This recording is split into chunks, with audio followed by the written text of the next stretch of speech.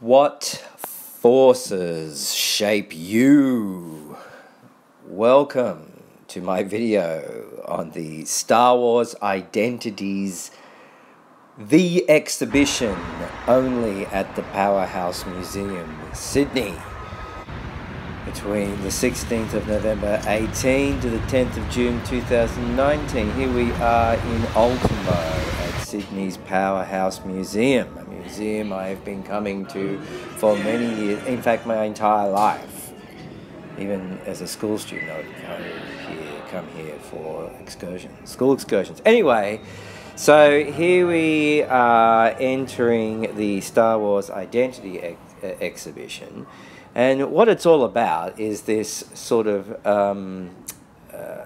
similar themed story between Anakin and Luke. And it takes all those themes, picks them apart, and you have to explore your own identity throughout this exhibition.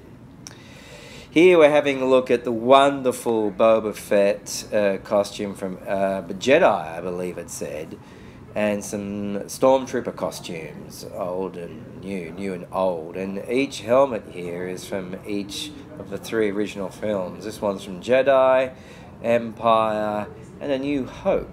So there were a feast of costume pieces on display, which was really cool. And yeah, like I say, that Boba costume from Jedi, fantastic to see. As are, as always, the classic C-3PO, great costume there, and an R2-D2. So I've always got a soft spot for R2. So it's all, I mean, these two are the iconic, original, defining characters. Here we got a droid I'm pretty sure was in the Sandcrawler from A New Hope, as is the droid on the right there. And so, you know, quite iconic, classic Hollywood imagery. I didn't realise the droids from the prequels were so large and big. Speaking of big, we've got a Binks here, Jar Jar Binks, also from the prequels, some sketches. Always fascinating seeing these things up close, that someone's hand has, you know, given life to whatever it is in their mind. So, yep, just can't get enough of those Boba Fett and Stormtrooper costumes. Here are some models. Always fascinating to see the LucasArts model and creature workshop on display here. I believe this might be post-sale to Disney though, so we got some more prequel aliens here from the pod race, the Bulba. Anyway, so this is an insight of what the exhibition looked like. You had to wear a wristband and go around answering questions. You're leaving home at a young age. What do your parents say? Oh, no, you're not. Oh, that's a nice idea. Good for you. Or something there, I don't know. But anyway, you had to wear these wristbands and tap the various... oh my gosh, the Empire is after me now.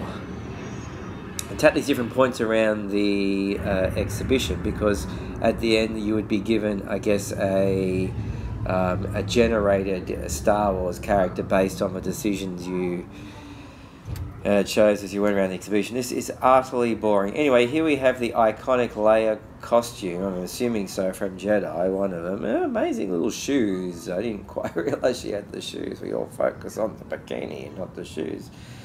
So yeah, so this exhibition was quite an ode to Return of the Jedi and Empire's Edge to Strike Back. In fact, the original trilogy, come to think of it, even though it has this whole theme running throughout it of the duality of the similar set of themes presented to both Anakin and Luke. You know, it was the whole point they were trying to put in there for you, keep reminding you about. So yeah, some wonderful, you know, artist visualizations, which went on to become, you know, the legendary screen images that you see throughout the movie. Here I believe we're seeing depictions of Uncle Owen and Aunt Beru and ideas of what Tatooine should look like, and Yeah, so it's I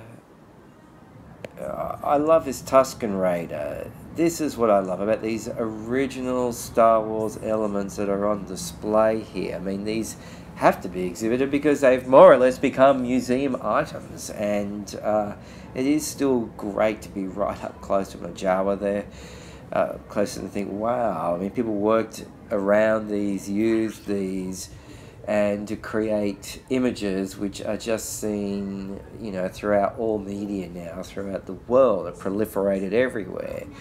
So yeah, I love these Jabba the Hutt sketches. I hold up under pressure. And yeah, and instead of having a massive Jabba the Hutt on display, yeah, you got this tiny little model. Here of a Jabba. I'm assuming it's from the original trilogy, somewhere Jedi, perhaps, or perhaps maybe even for the prequels. I didn't read that. Oh, but this is fantastic. The eyes of Jabba, the real eyes from the actual costume. So they haven't got the whole Jabba, but they got the eyes. The exhibition is attractive to the eye. You can, again, make a choice, scan your wristband, bloop bloop.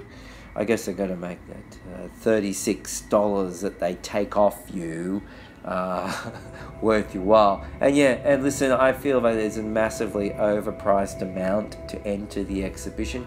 I don't, because you know what? The problem here, folks, is that you're paying for entry into the Powerhouse as well as the exhibition. And guys, that stinks. I've been to the Powerhouse so many times. I don't want to pay for that segment of the entry, okay? Just want to pay for that. They should allow for people who want to go in and just see only exhibition. I mean, I reckon that's a bit of a rort, guys. Sorry there at the Powerhouse Museum. And don't tell me that I become a member and save, right? Okay. Anyway, it doesn't matter. Seeing this Yoda puppet was worth the money. It is. I mean, I think had I known a bit more about the cost, I maybe could have done without it. But nonetheless, I'm with something and engaging with an exhibition here that resonates with my entire life, right deep into my deep childhood. Love that Han Solo in carbonite